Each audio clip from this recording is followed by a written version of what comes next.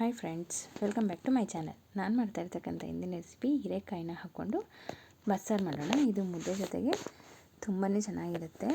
ಅನ್ನಕ್ಕೆ ಎಲ್ಲದಕ್ಕೂ ತುಂಬ ಚೆನ್ನಾಗಿರುತ್ತೆ ಸಾಂಬಾರಿದು. ಈಸಿಯಾಗಿ ಮಾಡ್ಕೊಳ್ಳೋಣ. ಯಾರು ನನ್ನ ಚಾನಲ್ನ ಫಸ್ಟ್ ಟೈಮ್ ನೋಡ್ತಾ ಇದ್ದೀರೋ ಅವರು ಪ್ಲೀಸ್ ಸಬ್ಸ್ಕ್ರೈಬ್ ಆಗಿ, ಫ್ಯಾಮಿಲಿ ಫ್ರೆಂಡ್ಸ್ ಜೊತೆ ಶೇರ್ ಮಾಡಿ, ಈ ರೆಸಿಪಿನ ಮಾಡಿಕೊಂಡು ಹೇಗಿತ್ತು ಅಂತ ಕಮೆಂಟ್ ಮಾಡಿ. ಬನ್ನಿ, ಈಗ ಹೀರೆಕಾಯಿನ ಸಿಪ್ಪೆ ತೆಕ್ಕೊಂಡು ಸಣ್ಣಗೆ ಹಚ್ಕೊಳ್ಳೋಣ. ಈಗ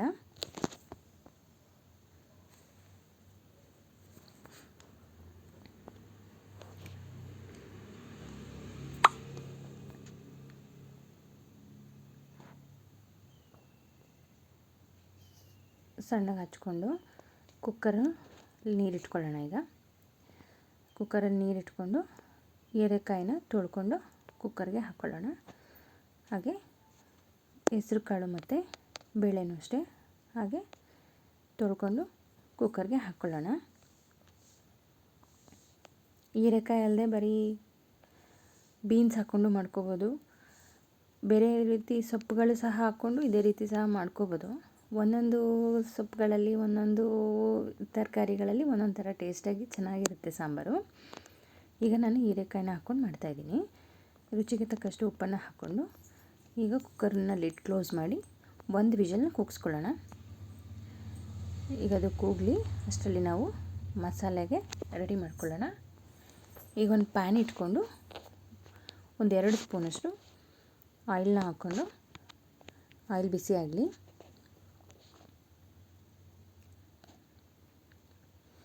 ಈಗ ಎಣ್ಣೆ ಕಾಯ್ದಿದೆ. ಈಗ ಒಂದು ಅರ್ಧ ಸ್ಪೂನಷ್ಟು ಮೆಂತ್ಯನ ಹಾಕ್ಕೊಳ್ಳೋಣ. ಮೆಂತ್ಯ ಹಾಕಿದಷ್ಟು ತುಂಬಾ ಟೇಸ್ಟ್ ಚೆನ್ನಾಗಿರುತ್ತೆ, ಹಾಗೆ ದೇಹಕ್ಕೂ ತಂಪು.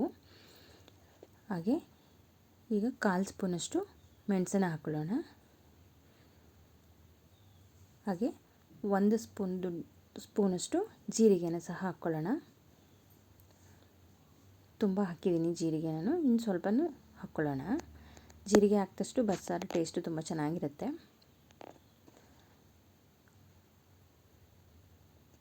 ಹಾಗೆ ಸ್ವಲ್ಪ ಸಾಸಿವೆ ಎಲ್ಲನೂ ಹಾಗೆ ಒಂದೊಂದನ್ನೇ ಹಾಕ್ಕೊಂಡು ಹುರ್ಕೊಳ್ಳೋಣ. ತುಂಬ ಸಿಹಿಯಾಗೆ ಕಪ್ಪು ಆಗೋಂಗೆಲ್ಲ ಹುರ್ಕೊಳ್ಳೋದು ಬೇಡ, ಆಗ ಸಾರು ಟೇಸ್ಟು ಸ್ವಲ್ಪ ಚೆನ್ನಾಗಿರಲ್ಲ. ಈಗ ಒಂದು 10ರಿಂದ 12 ಬೆಳ್ಳುಳ್ಳಿನ ಹಾಕ್ಕೋತಾ ಇದ್ದೀನಿ. ನಾನು ಮಾಡ್ತಾ ಇರೋಂಥ ಮೆಷರ್ಮೆಂಟು ಒಂದು 10 ಜನ ಊಟ ಮಾಡೋಷ್ಟು ಮೆಷರ್ಮೆಂಟಿಗೆ ಮಾಡ್ತಾಯಿದ್ದೀನಿ. ಇನ್ನೂ ಜಾಸ್ತಿ ಬೇಕನ್ನೋರು ಜಾಸ್ತಿ ಮಾಡ್ಕೊಳ್ಳಿ, ಕಮ್ಮಿ ಬೇಕು ಅನ್ನೋರು ಕಮ್ಮಿ. ನಾನು ಬಳಸ್ತಾ ಇರತಕ್ಕಂಥ ಇಂಗ್ರೀಡಿಯೆಂಟ್ಸಲ್ಲಿ ಸ್ವಲ್ಪ ಕಮ್ಮಿ ಮಾಡಿಕೊಂಡು ಸ್ವಲ್ಪ ಜನಕ್ಕೂ ಸಹ ಮಾಡ್ಕೋಬೋದು. ಹಾಗೆ 1 ಈರುಳ್ಳಿನ ಕಟ್ ಮಾಡಿ ಸಣ್ಣಗೆ ಹಾಕಿದ್ದೀನಿ. ಅವೆಲ್ಲ ಸ್ವಲ್ಪ ರೋಸ್ಟ್ ಆಗಲಿ. ಅವೆಲ್ಲ ರೋಸ್ಟ್ ಆಗ್ತಿದ್ದಂಗೆ ನಾನು ಖಾರಕ್ಕೆ ಬ್ಯಾಡಗೆ ಮೆಣಸಿನ್ಕಾಯಿ ಮತ್ತು ಗುಂಟೂರು ಮೆಣಸಿನ್ಕಾಯಿ ಎರಡೂ ಸೇರಿ ಹಾಕ್ತಾಯಿದ್ದೀನಿ. ಖಾರ ಬೇಡ ಅನ್ನೋರು ಅಷ್ಟು ಕ್ವಾಂಟಿಟಿ ಹಾಕ್ಕೋಬೇಡಿ, ಸ್ವಲ್ಪ ನಿಮ್ಮ ಖಾರಕ್ಕೆ ಅನುಗುಣವಾಗಿ ಮೆಣಸಿನ್ಕಾಯಿನ ಹಾಕ್ಕೊಳ್ಳಿ.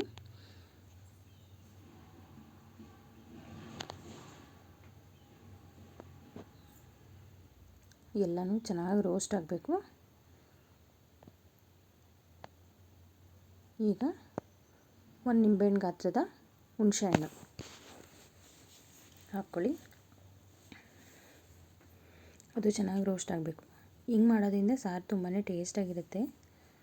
ಹಸಿ ಮಸಾಲೆ ಇಟ್ಕೊಂಡು ಮಾಡ್ತಾರೆ, ಅದು ಚೆನ್ನಾಗಿರುತ್ತೆ. ಇದು ಎಲ್ಲನೂ ಹುರ್ಕೊಂಡು ಕಾಯಿ ಸಮೇತನ ಹಾಕ್ಕೊಂಡು ಹುರ್ಕೊಳ್ಳೋದ್ರಿಂದ ಇದು ಸಾರು ತುಂಬಾ ಟೇಸ್ಟ್ ಚೆನ್ನಾಗಿರುತ್ತೆ.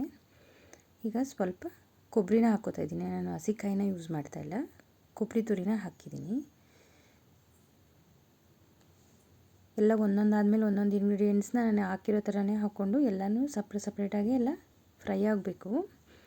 ಈಗ ಹಂಗೆ ಕೊತ್ತಂಬರಿ ಸೊಪ್ಪನ್ನ ಹಾಕ್ಕೊಂಡು ಫ್ರೈ ಮಾಡ್ಕೊಳ್ಳಿ. ಈಗೆಲ್ಲನೂ ಫ್ರೈ ಆಗಿದೆ. ಈಗ ಲಾಸ್ಟಲ್ಲಿ ಕರಿಬೇವಿನ ಸೊಪ್ಪು ನಾನು ಹಾಕಿರೋದ್ರಿಂದ ಲಾಸ್ಟಲ್ಲಿ ಹಾಕ್ಕೋತಾ ಇದ್ದೀನಿ. ಹಸಿಯಾಗಿದ್ದರೆ ಮಧ್ಯದಲ್ಲಿ ಮೆಣಸಿನ್ಕಾಯಿ ಹಾಕಿದಾಗ ಹಾಕ್ಕೋಬೋದು.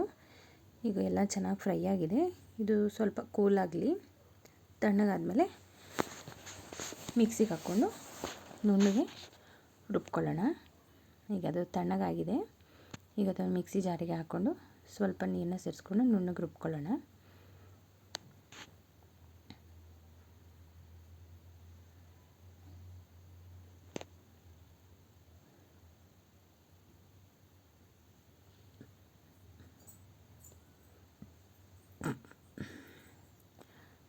ಬೇಳೆ ಬೇಯಕ್ಕಿಟ್ಟಿದ್ವಲ್ಲ ಅದು ಬೇಳೆ ಮತ್ತು ತರಕಾರಿ ನೋಡಿ ಹಿಂಗೆ ಬೆಂದಿದೆ. ಈಗ ಅದನ್ನು ನೀರನ್ನ ಸಪ್ರೇಟ್ ಮಾಡ್ಕೊಳ್ಳೋಣ, ಕಾಳನ್ನ ಸಪ್ರೇಟ್ ಮಾಡಬೇಕಲ್ಲ, ಹಾಗಾಗಿ ನೀರು ಬಸ್ಕೊಳ್ಳೋಣ.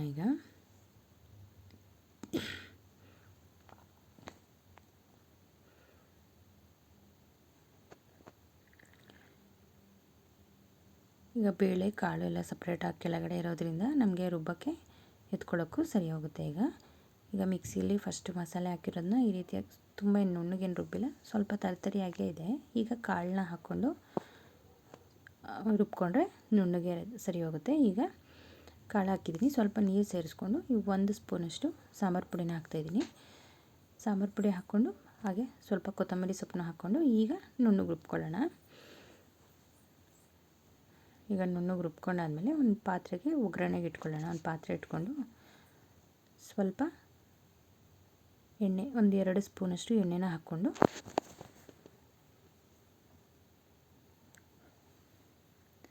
ಸಾಸಿವೆ ಸಿಡಿಬೇಕು. ಈಗ ಸಾಸಿವೆ ಸಿಡಿದಾದ್ಮೇಲೆ ಎಣ್ಣೆನ ಹಾಕ್ಕೊಂಡು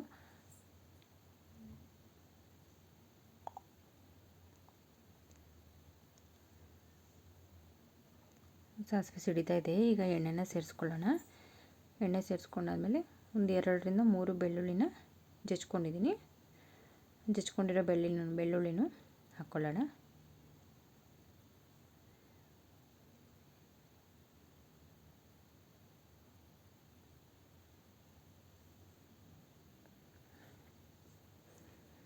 ಅದು ಬೆಳ್ಳುಳ್ಳಿ ಸ್ವಲ್ಪ ಫ್ರೈ ಆಗಲಿ. ಹಾಗೆ ಅರ್ಧ ಈರುಳ್ಳಿನ ಕಟ್ ಮಾಡಿ ಹಾಕ್ತಾಯಿದ್ದೀನಿ. ಇವೆಲ್ಲ ಸ್ವಲ್ಪ ಚೆನ್ನಾಗಿ ಫ್ರೈ ಆಗಲಿ. ಸ್ವಲ್ಪ ಕರಿಬೇವಿನ ಸೊಪ್ಪು ಫಸ್ಟೇ ಹಾಕಿದ್ರೆ ಚಟಪಟ ಅಂತ ಸಿಡಿಯುತ್ತೆ ಎಣ್ಣೆ, ಹಾಗಾಗಿ ಈರುಳ್ಳಿ ಹಾಕಿದ್ಮೇಲೆ ಹಾಕ್ತಾಯಿದ್ದೀನಿ. ಈಗ ಈರುಳ್ಳಿ ಮತ್ತು ಬೆಳ್ಳುಳ್ಳಿ ಎಲ್ಲ ಚೆನ್ನಾಗಿ ಫ್ರೈ ಆಗಿದೆ. ಈಗ ರುಬ್ಬಿರ್ತಕ್ಕಂಥ ಮಸಾಲೆನ ಹಾಕ್ಕೊಳ್ಳೋಣ. ಈಗ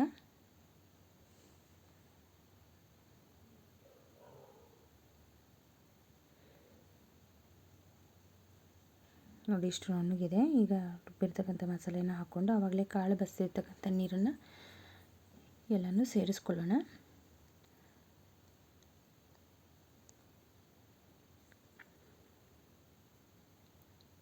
ನೀರು ಅಷ್ಟೇ, ಬೇರೆ ಸಪ್ರೇಟ್ ನೀರು ಹಾಕಿದ್ರೆ ಸಾರು ಸ್ವಲ್ಪ ಅಷ್ಟು ಟೇಸ್ಟ್ ಇರಲ್ಲ. ಕಾಳು ಬೇಯಿಸಿರ್ತಕ್ಕಂಥ ನೀರನ್ನೇ ಕಾಳು ಬೇಯಕ್ಕಿಡ್ಬೇಕಾದ್ರೆ ಎಷ್ಟು ಜನಕ್ಕೆ ಮಾಡ್ತೀವಿ ಅನ್ನೋದ್ರ ಮೇಲೆ ನೀರಿಟ್ಕೊಂಡು ಬೇಯಿಸ್ಕೋಬೇಕು. ಬೇರೆ ತಣ್ಣೀರೆಲ್ಲ ಹಾಕಿದ್ರೆ ಸಾರು ಸ್ವಲ್ಪ ಅಷ್ಟು ಟೇಸ್ಟಾಗಿರಲ್ಲ. ಕಾಳು ಬೇಯಿಸಿದ ನೀರೇ ಹಾಕೋದ್ರಿಂದ ತುಂಬ ಸಾರು ಚೆನ್ನಾಗಿರುತ್ತೆ. ಬೇಕು ಅಂದರೆ ಈಗ ತುಂಬ ಗಟ್ಟಿಯಾಗಿದೆ ಅಂದಾಗ ಏನೂ ಮಾಡೋಕ್ಕಾಗಲ್ಲ, ಆವಾಗ ಸ್ವಲ್ಪ ನೀರು ಸ್ವಲ್ಪ ಬಿಸಿ ಮಾಡ್ಕೊಂಡು ಹಾಕ್ಕೊಳ್ಳಿ.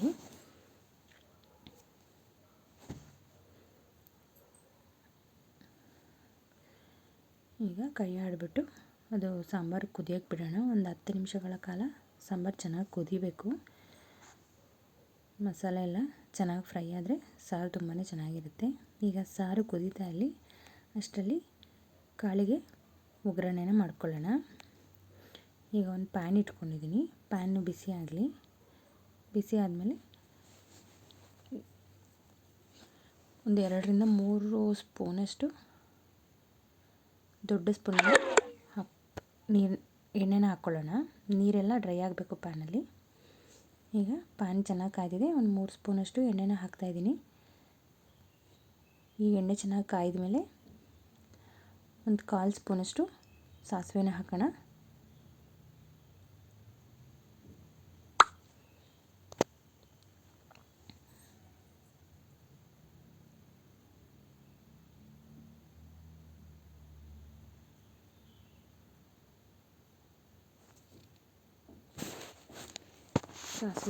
ಸಾಸಿವೆ ಸಿಡಿತಾ ಇದೆ. ಈಗ ಸಾಸಿವೆ ಸಿಡಿದಾದ್ಮೇಲೆ ಸಣ್ಣಗೆ ಹಚ್ಚಿರ್ತಕ್ಕಂಥ 3 ಈರುಳ್ಳಿನ ಸಣ್ಣಗೆ ಹಚ್ಕೊಂಡಿದ್ದೀನಿ. ಈರುಳ್ಳಿ ಮತ್ತು ಹಾಗೆ ಖಾರಕ್ಕೆ ಒಣಮೆಣ್ಸಿನ್ಕಾಯಿನ ಸಣ್ಣಗೆ ಕಟ್ ಮಾಡ್ಕೊಂಡಿದ್ದೀನಿ. ಒಂದು ಸಾಸಿವೆ ಸಿಡಿತಾ ಇದೆ. ಈಗ ಕಟ್ ಮಾಡಿರ್ತಕ್ಕಂಥ ಒಣಮೆಣ್ಸಿನ್ಕಾಯಿನ ಫಸ್ಟ್ ಹಾಕ್ಕೊಳ್ಳೋಣ. ಖಾರಕ್ಕೆ ನೀವು ಇನ್ನೂ ಬೇಕು ಅಂದರೆ ಖಾರ ಬೇಕು ಅನ್ನೋರು ಇನ್ನೊಂದು 2 ಎಕ್ಸ್ಟ್ರಾ ಹಾಕ್ಕೊಂಡ್ರೂ ಆಗುತ್ತೆ. ಈಗ ಕಟ್ ಮಾಡಿರ್ತಕ್ಕಂಥ 3 ಈರುಳ್ಳಿನ ಹಾಕ್ತಾಯಿದ್ದೀನಿ. ಈರುಳ್ಳಿನೂ ಅಷ್ಟೇ ಚೆನ್ನಾಗಿ ಫ್ರೈ ಆಗಬೇಕು.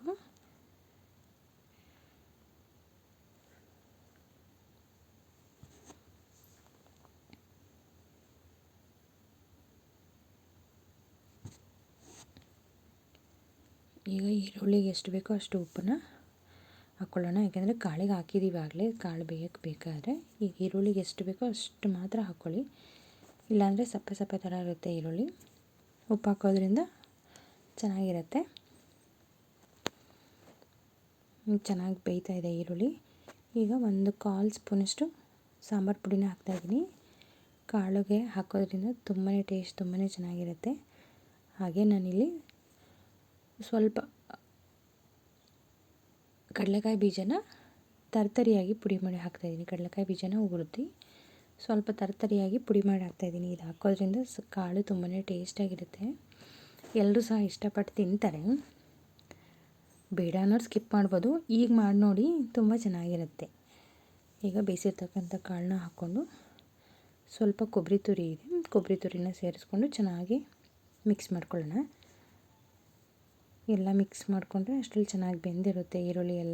ಎಲ್ಲ ಕಡೆಯೂ ಸ್ಪ್ರೆಡ್ ಆಗೋಂಗೆ ನೀಟಾಗಿ ಮಿಕ್ಸ್ ಮಾಡ್ಕೊಳ್ಳೋಣ.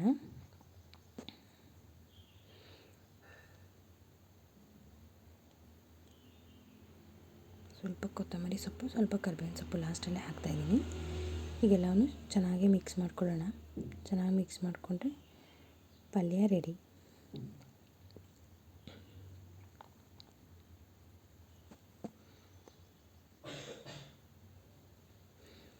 ಈಗ ಪಲ್ಯ ರೆಡಿಯಾಗಿದೆ. ಈಗ ಸಾಂಬಾರು ಅಷ್ಟೇ ಚೆನ್ನಾಗಿ ಕುದ್ದಿದೆ. ಈಗ ಸಾಂಬಾರು ಚೆನ್ನಾಗಿ ಕುದ್ದಿದೆ ನೋಡಿ. ಈಗ ಬಸ್ಸಾರು ಹೀರೆಕಾಯಿ ಪಲ್ಯ ರೆಡಿ.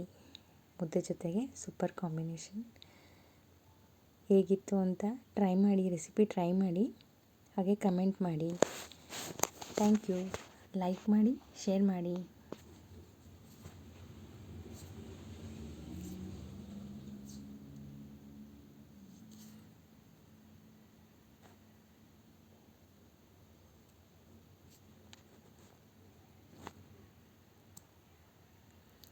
ಮುದ್ದೆಗೆ ಸ್ವಲ್ಪ ತುಪ್ಪ ಹಾಕ್ಕೊಂಡು ತಿನ್ನೋದ್ರಿಂದ ತುಂಬಾ ಚೆನ್ನಾಗಿರುತ್ತೆ. ಮಕ್ಕಳು ಸಹ ಈ ಥರ ಕಾಳಿರೋದ್ರಿಂದ ತುಂಬಾ ಇಷ್ಟಪಟ್ಟು ತಿಂತಾರೆ. ಒಂದ್ಸರಿ ರೆಸಿಪಿನ ಟ್ರೈ ಮಾಡಿ, ಹೇಗಿತ್ತು ಅಂತ ಕಮೆಂಟ್ ಮಾಡಿ ತಿಳಿಸಿ. Thank you friends.